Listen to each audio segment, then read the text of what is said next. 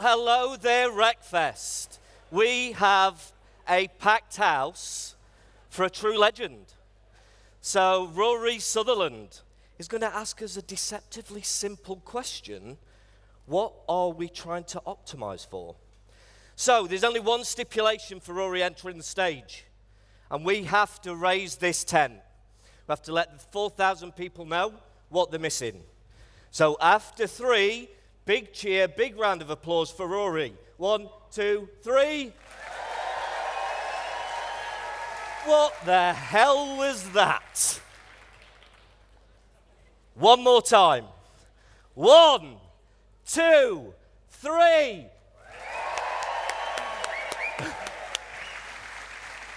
Okay.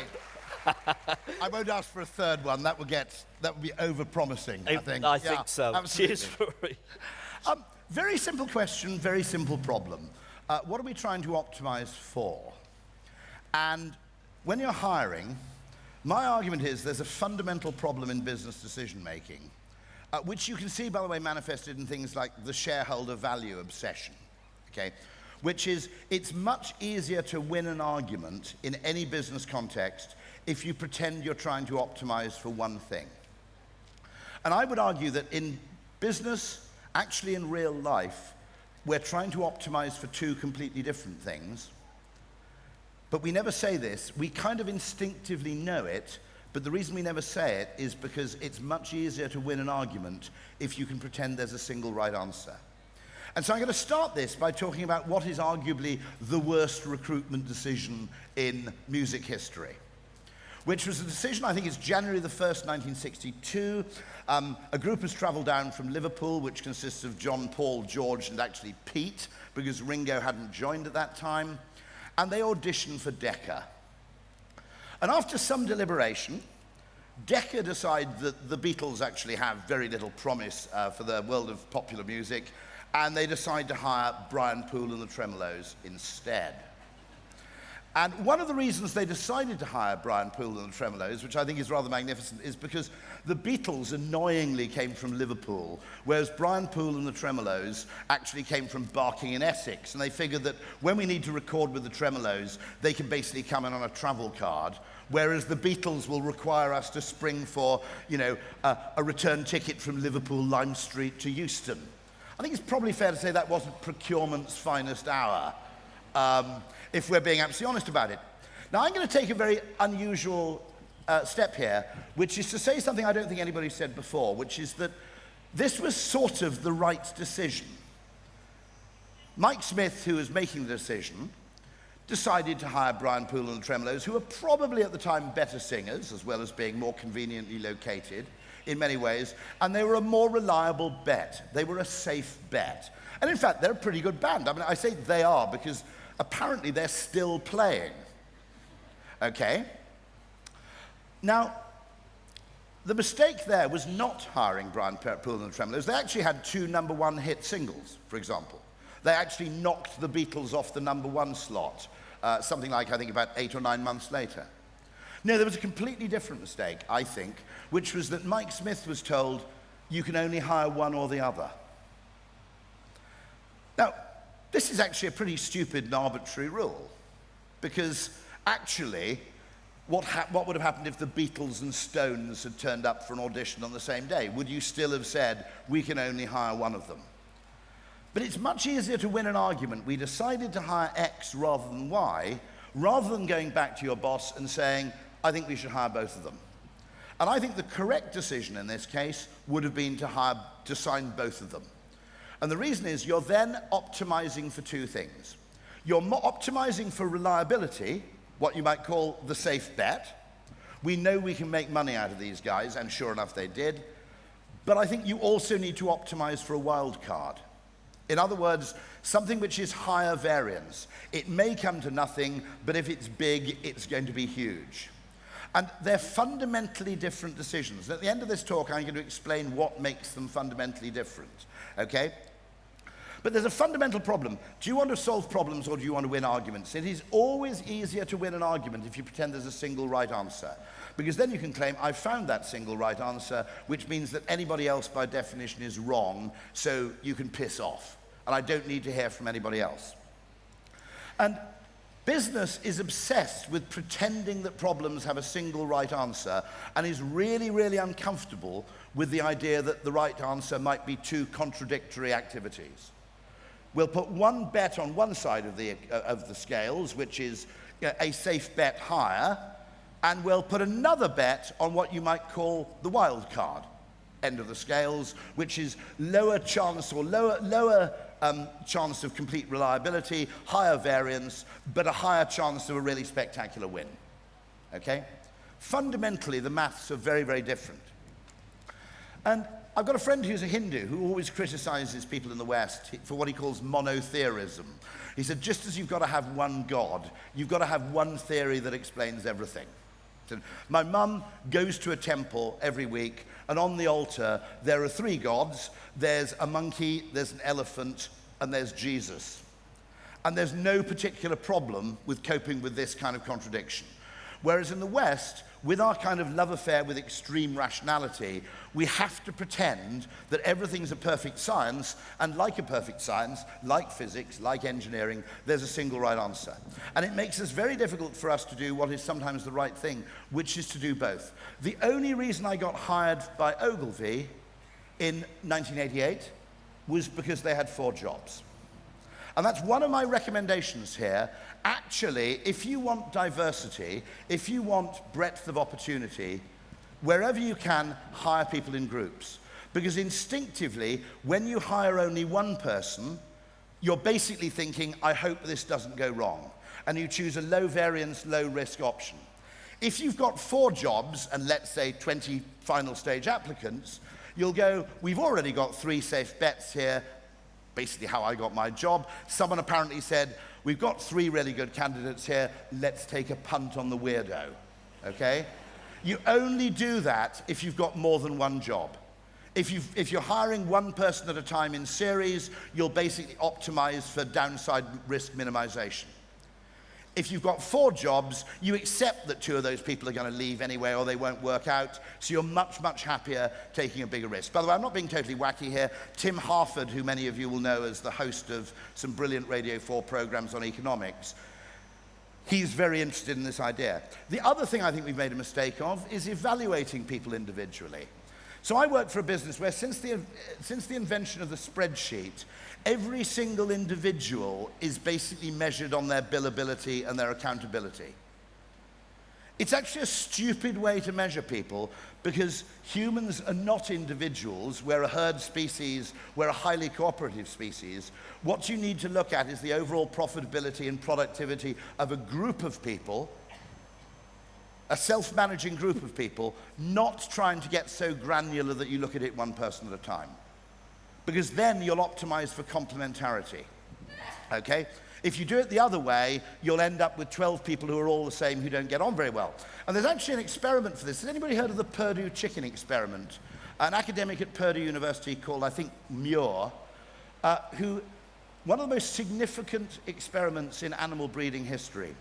They tried breeding for chickens individually by breeding from the chickens that laid the most eggs. And you did indeed get chickens that laid more eggs, but they were psycho chickens. You couldn't put them in a cage with any other chicken because they pecked each other to death, okay? So they realized that if you optimize for this narrow thing, which is just laying volume, the price you pay is somewhere else, which is you create something which is completely uncooperative, completely uncollaborative. And it's famously called the super chicken experiment. It's worth reading. And if you want to know more about it, a wonderful woman who you may know called Margaret Heffernan has given a TED talk entirely about this. And there are interesting businesses, Octopus Energy, for example, Rackspace. Some of the most interesting businesses will take a customer service team, they'll have teams of 10 to 15 people, and the only thing they evaluate is the performance of the team. Okay?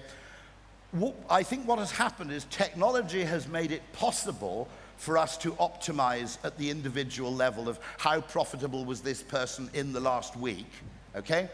And because we can do it, we think we should.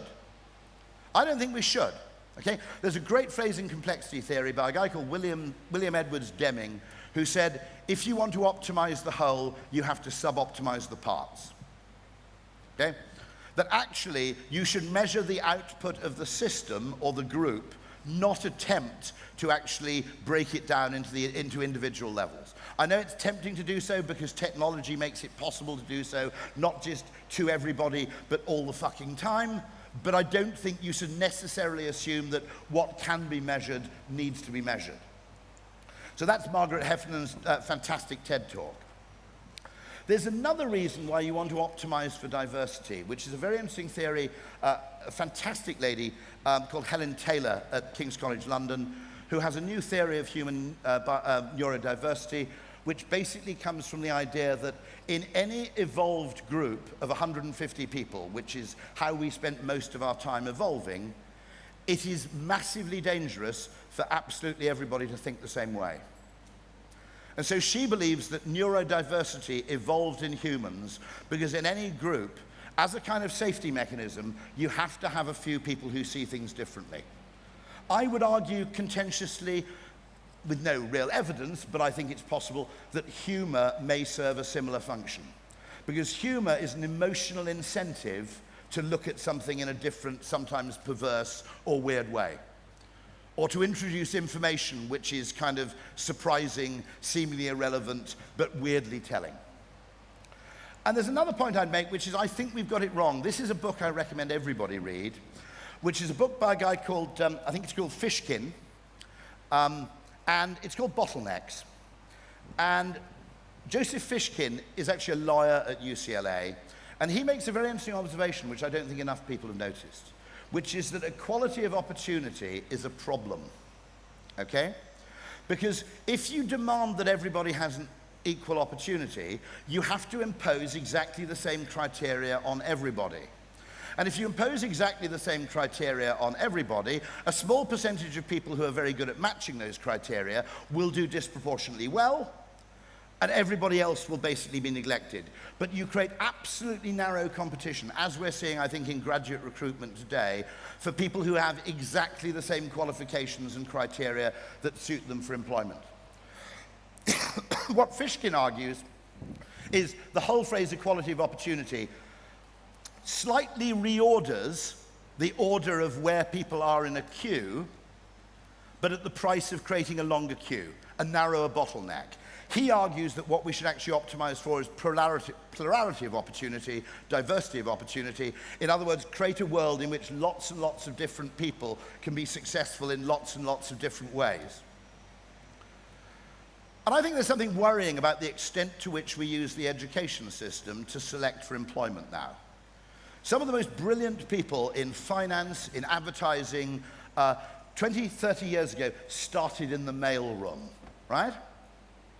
That could almost never happen now. Now, my point about this is, I don't think in one direction, I don't think academic attainment's a terrible measure. I think in the opposite direction, it's terrible, it's awful. Let me explain, okay?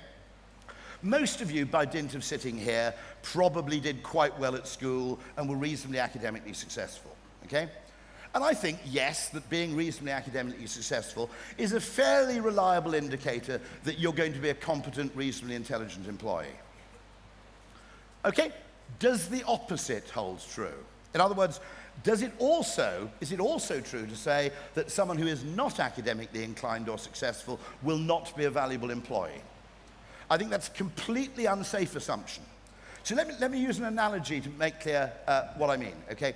I think it's fair to say that anybody who's really good at chess is in some domain or other quite intelligent. Would you ever not hire someone because they were shit at chess, okay?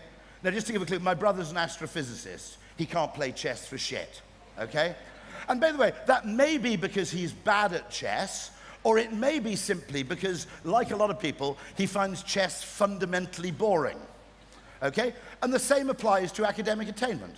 There is a huge swathe of people in the population who, if you give them a real-world problem to solve, and I know this from advertising, give them a real-world problem to solve, and they will exhibit flashes of genius, okay? But if you give them a hypothetical problem to solve, if you ask them to write a 6-page essay on the origins of the Peloponnesian War, which is the kind of shit that I had to do when I was 21, okay, they will be absolutely terrible at it, not necessarily because they can't do it, but because not altogether unreasonably, they can't see the point.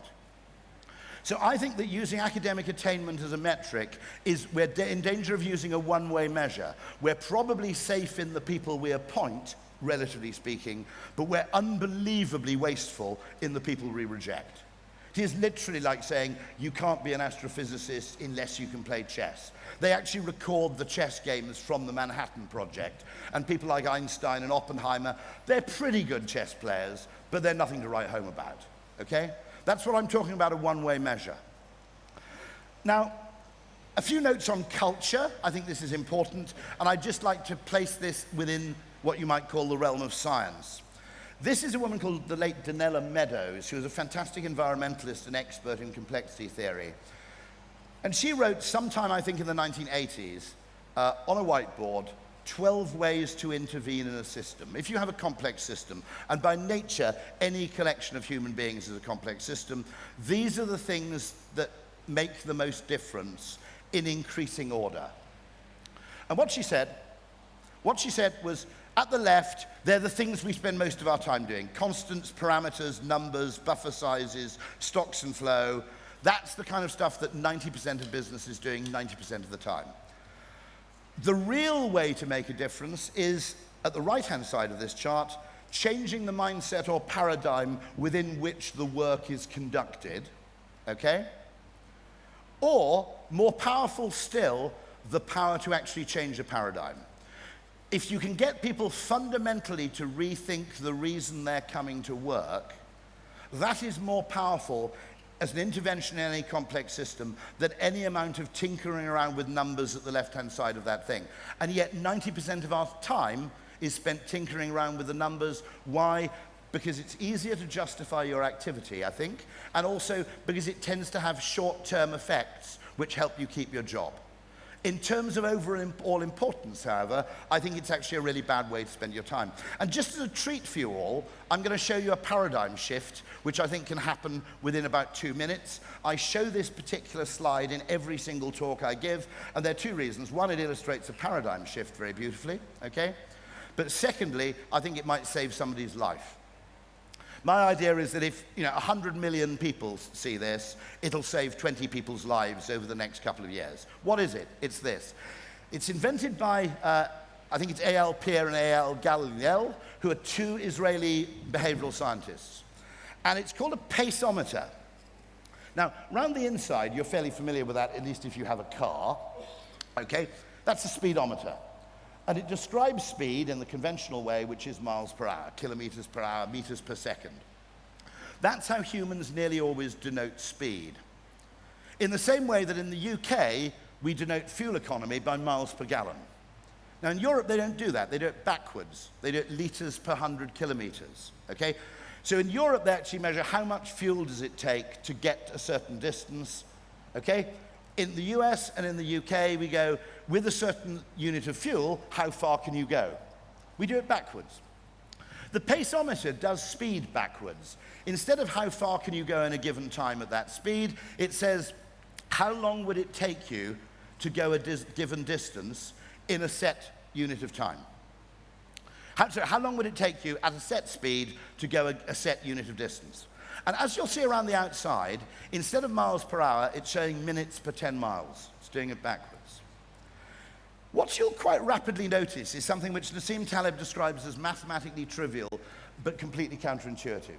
The faster you're going already, the less time you save by going faster still. If you've got 10 miles to go, and you're going at 20 miles an hour, and you accelerate to 30, you save 10 minutes on your journey, okay? If you're going at 80 miles an hour and you accelerate to 90, you save something like 40 seconds. Same increase in speed, absolutely trivial time saving, right? Simply by presenting the information in a different way, people come up to me and say, after I saw that, it completely changed the way I drive. What I'm saying is that if you can go at 50 rather than 30 and you've got a reasonable distance to travel, by all means try and do that. If you're already driving at 70 miles an hour, accelerating any faster is a total idiot's game, okay? Nobody who had a paceometer would ever have made high speed 2 go that fast, right? Because what they would have realized is by going 60 miles an hour faster, you hardly save any time at all. Okay, Manchester, London, 160 miles, right? 80 miles an hour, that takes 2 hours. Go at 160 miles an hour, you save an hour. Accelerate by another 80 miles an hour to 240 miles an hour, you save 20 minutes. Okay?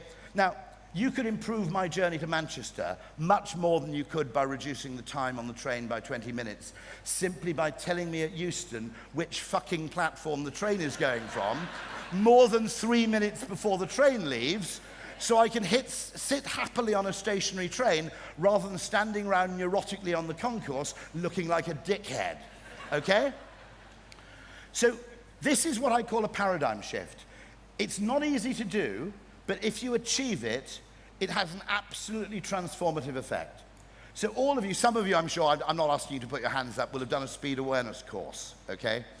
Now that actually, I turned up thinking, God, what a load of bollocks, and went away thinking it was actually extremely valuable and insightful, and I don't drive the same way since. If you spend a bit of time looking at this, you suddenly realize that when you go from 70 to 90 miles an hour, everything, risk of accident, stopping distance, risk of serious accident, fuel consumption, the distance you need to leave between cars on a given stretch of road, all of that is going up exponentially. The very thing you're trying to achieve by going 90 rather than 70, which is time saving, you're hardly reducing at all. I think once you see that, what you realize is you'll think about speed differently. The information is mathematically exactly the same. 60 miles an hour is exactly the same as 10 minutes to go 10 miles. They're absolutely mathematically the same. However, by presenting the same information in a different format, the way we actually react to it is completely different. And in today's Spectator, I raised a really weird question, which is, could you completely tank the effectively the commercial property market by simply demanding that instead of pounds per square foot, you had square feet per £1,000? Because if you simply reverse the metric, our whole conception of price and value and so forth would be completely changed, even though notionally the information is exactly the same. Now anyway, let me wrap up with this by saying I genuinely think that in the whole of life, you need to do two things. And they're two things which are very different. One of them, generally, your finance department are very happy with, and the other one drives the finance department crazy. And this is a pattern, a dual pattern, which recurs in everything from algorithm design to animal foraging, and as I suggested earlier, in recruitment. Do the safe thing, Brian Poole and the Tremolos, also bet on the odd wild card, right? And fortunately, I now have a way to explain it, which I didn't when I talked about this 5 days ago. Bees have a thing called the waggle dance. They do a little dance up the wall of the hive, and it tells the other bees in which direction and at what distance they should travel in order to find a reliable source of pollen or nectar. Okay? But they discovered when they studied bees, to their slight bafflement, that roughly, it varies hugely, 20% of bees ignore the waggle dance completely. They just piss off at random. The sort of thing that would drive, and they thought this is pretty odd because evolution doesn't like waste. How come in 20 million years of bee evolution we haven't kind of evolved bee compliance officers which demand that everybody obeys the waggle dance completely to maximize our chance of meeting our pollen collection target for Q3, okay? Now, in the short term, that would indeed pay, right? You would collect more pollen if you demanded every bee simply pursued known, what you might call data-driven information, okay, on existing sources of pollen. In a changing complex environment, what they suddenly realized is if you don't have the random bees, the hive gets trapped in a local maximum and it starves to death, okay? Because three things happen. You can't adapt to changing circumstances. If some cows break into your field and eat all your favorite flowers, you don't know where to go next. You can't grow because the size of the hive is constrained by your knowledge of existing pollen sources, and you can't get lucky. Now, that point about getting lucky is really, really important. Part of life, which you might call gathering, is make sure we don't starve to death. Part of life, hunting, is trying to get lucky. I think it applies to human activity in hunter-gatherer societies. It applies to algorithm design. It's called the explore-exploits trade-off, okay? And the argument is, I would argue, it's not a trade-off at all. They're two complementary activities. One of them is making sure we efficiently exploit those sources and resources we already know about, and the other one is making sure we can discover altogether new and unexpected things that we didn't even envisage existed. Now, the ratio of those two will vary, just as it does with bees, depending on how close you are to the equator, what the surrounding foliage is like, and so forth. But it's never 100-0. And I'd argue it's not 100-0 in algorithm design, it's not 100-0 in recruitment. Some part of your recruitment, anybody read Counterintelligence, a fantastic history of recruitment at GCHQ? Fantastic book I can recommend. One of the things they did, which the army also does, is they don't recruit people for a role, they recruit for the person and find the role over time, for example. Fundamentally different approach to this kind of one in, one out approach we tend to adopt. And they're very, very different. So just to give an example, the explore is what you might call high uncertainty, search and breakthrough, many small bets with a few outsized winners. Most of your journeys are a waste of time, but one time in 100 you come back with something which is vastly more valuable than merely a few grains of pollen. It's information about a completely new source of pollen. That's not 4 times as valuable as those grains. It's 100 times, 1,000 times more valuable, okay? So it's high uncertainty, small bets, looking for outsized winners, iterative experimentation, and again, explorers who excel in uncertainty are the kind of people you want for Explore. I would argue that marketing is very heavily weighted towards Explore. It's unfortunately measured by people who think it's about exploit. Probably true of your discipline as well. Finance people love Explore because it's a really simple cost-benefit, double entry bookkeeping problem. They hate Explore because some of it looks wasteful. But the waste is an integral part of the whole process. And if you're an exploit, efficiency and growth, safe haven with steady returns and dividends, linear execution, embracing planning, prediction, and minimal failure, minimize the risk of failure, okay? And managers who are strong at organizing and planning. And I would argue we need to recruit for both. And the reason it's difficult to do is it requires almost what seems like a contradictory approach. It requires us to abandon our monotheism. Now, I finally come up with an analogy. The maths of the two things is totally different, okay? In exploit, it's thin-tailed. You basically know what you're going to get back from any given journey. There's a very simple bit of maths. Is energy expended on pollen collection less than energy recovered, okay? The other one is fat-tailed, which is that a few freak results. The film industry, the pharmaceutical industry, okay, they're fat-tailed. Your 5% of successes pay for all the rest of the dross, okay? And finally, I thought, I'm going to bore the audience to fucking tears if I talk about thin-tailed and fat-tailed distributions, okay? But I've got the perfect analogy for all of you. A thin-tailed activity is shopping at Asda, right? You know what you want, you're trying to get it as cheaply and as efficiently as possible, and you come away with a big tick because you've managed to achieve what you set out to achieve at a saving of 3.7%, okay? Finance people love that shit. A fat-tailed retail activity is shopping at TK Maxx, right? Where you don't go with anything specific in mind, okay? I have friends, who are the TK Maxx fans? Yeah. I would actually make that an interview question. Do you shop at TK Maxx? Because if you shop at TK Maxx, you fundamentally understand fat-tailed explore behavior. You go in with, I've got friends who are so mission directed, they go, I went to TK Maxx and I couldn't find what I wanted.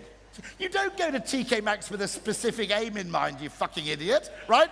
You go in there like a shark and you go, no, this is all crap. Fuck me, that's £27.50, right?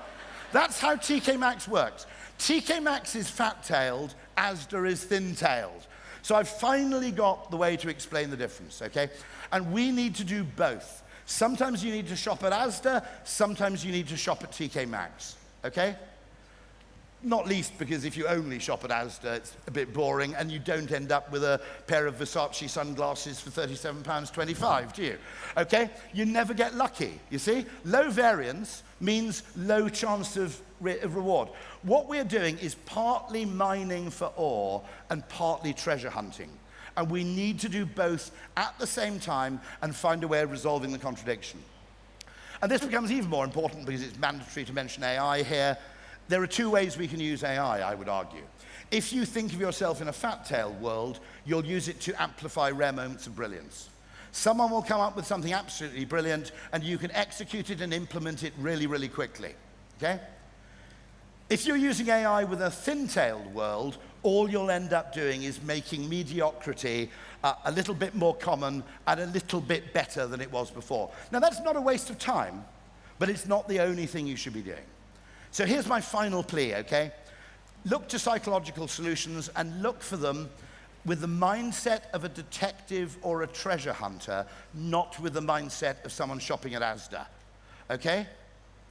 And the reason I say that is because those insights are comparatively rare. They're generally not arrived at logically, but when they do actually crop up, they're worth more than rubies.